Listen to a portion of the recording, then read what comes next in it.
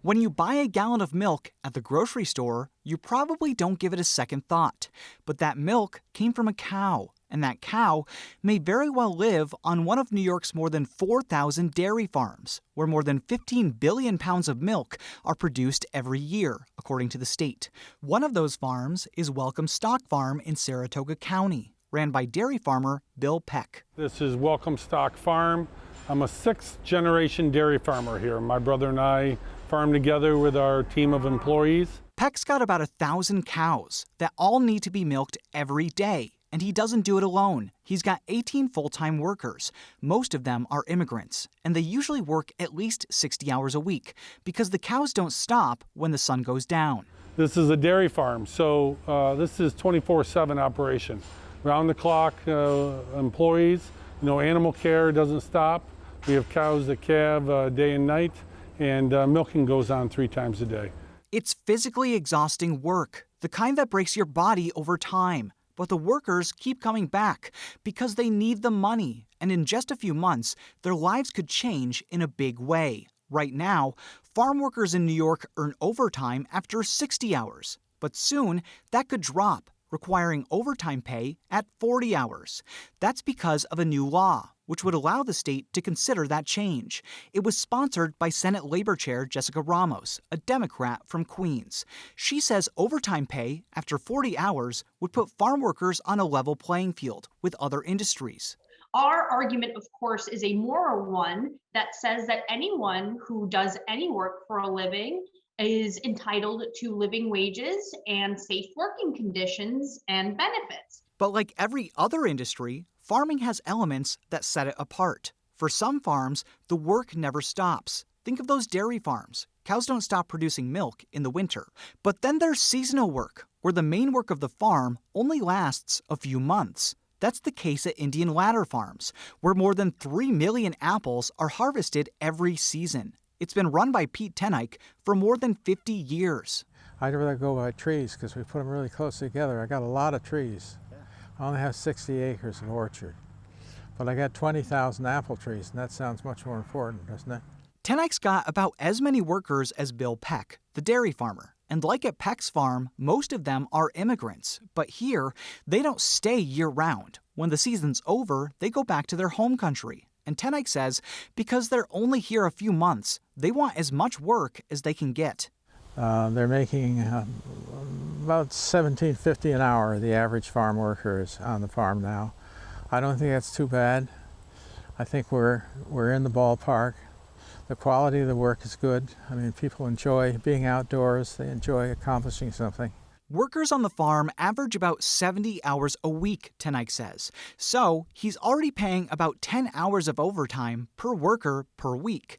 But if the overtime threshold drops to 40 hours, he'll have a choice to make. He can either drop workers to 40 hours a week and not pay overtime, or keep their hours, take a huge hit, and maybe shut down. Well, the immediate impact is if I do nothing at all, just take that extra 20 hours times the number of workers that I have, by the season of the year they have, I figured that all out, it's close to $40,000. The move going from 60 to 40 will really be detrimental to upstate agriculture. If we're in cropping season, it goes up. Normal month will be about 9,500 to 10,000.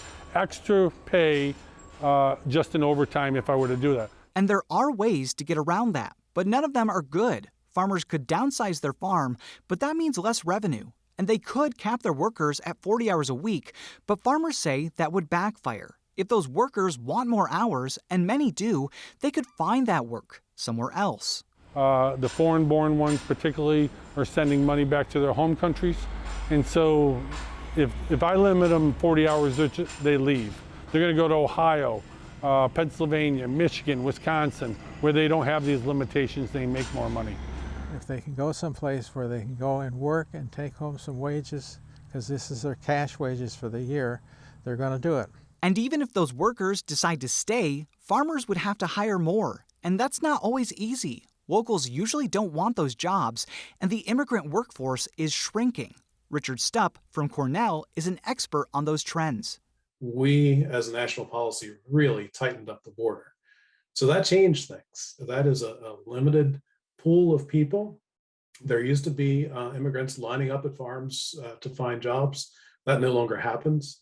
And like other industries, costs have gone up for farmers. Equipment breaks down, and new technology is expensive. But at the same time, farmers can't always make more money. For one, some prices are set by the government. And for two, farmers have to stay competitive. With many farms in the past decades. A lot of food prices at the farm level have remained stable. And so farms operate on very narrow margins and have to operate very competitively with farmers in other states and increasingly with farmers in other countries.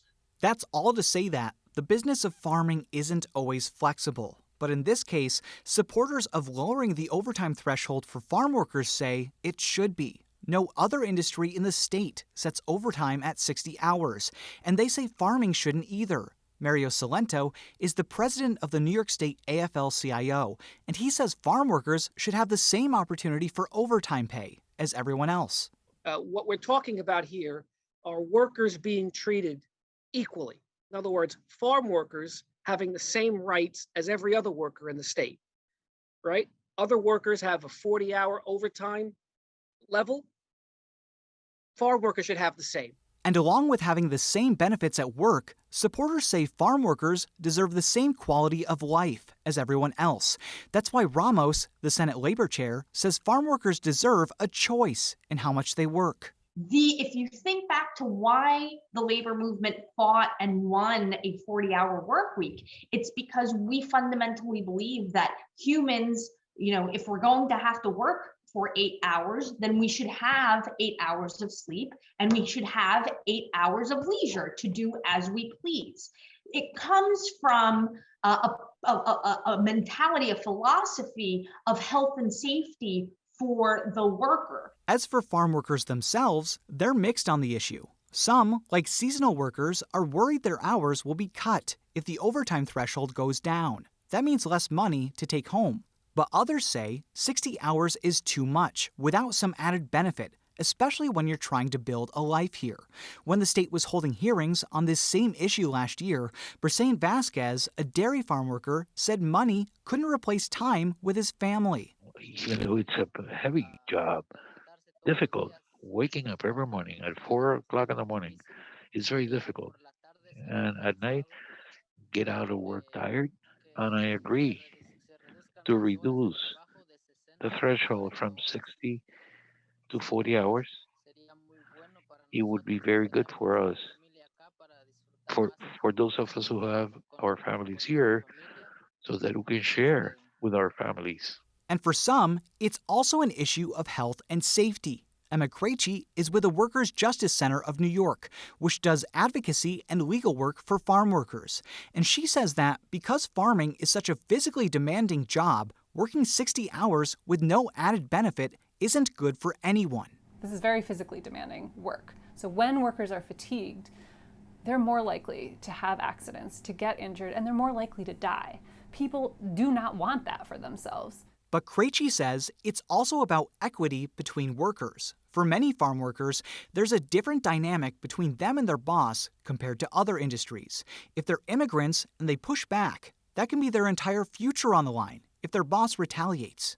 So you're beholden to your employer in a way that disincentivizes any kind of labor organizing, disincentivizes filing complaints, much less filing lawsuits, because you simply won't be invited back. That's not to say that's common for farmers, who would also lose out if they lose workers. Again, farm workers aren't always easy to find, and it's a lot easier to keep workers with experience than start new with someone else. At the end of the day, there is no farm without its workers. Jeff Williams is from the New York Farm Bureau. And we rely on these workers to do that really important stuff, because if it doesn't get picked, it goes bad. And then it starts talking about everyone loves local food, but if no one's there to get it, to pick it or process it, then it doesn't do anyone any good. And in a lot of ways, that's why this conversation is so complicated. Farmers don't want to lose their workers, but they also can't afford higher pay for the same amount of work. At the same time, farm workers are mixed on whether to drop the overtime threshold, while supporters say it's the fair and right thing to do. Assembly Food and Ag Chair Donna Lupardo, a Democrat from the Southern Tier, is right there in the middle. She says it's the right path forward, just not right now. I think the way I generally look at this is, in the ideal world, we would definitely want to lower this threshold. I think everyone realizes how important it is to pay people for the work that they do. But we're hoping that in the middle of a pandemic, people will understand that what could happen in the long run is people may very well lose their jobs in the process, and we might lose vital farms as well. And those who support lowering the overtime threshold for farm workers realize that. Even Salento, who's not one to budge on workers' rights, says it would have to be in a way that doesn't break farmers. We're not opposed to a phase-in. We want to make this something that the farm owners can live with, but also eventually gets us on a path to complete and utter fairness for the workers who are out there every single day. And Ramos, the Senate Labor Chair, says if it does happen, there needs to be a clear path to get there, but with safeguards and relief for farms already struggling to get by. The truth is that our farmers are going through a difficult time as well, unfortunately, and we can do more to help them. But what we would like to see from the wage board is a move in that direction and a pathway, hopefully with milestones, so that the workers can see the light at the end of the tunnel.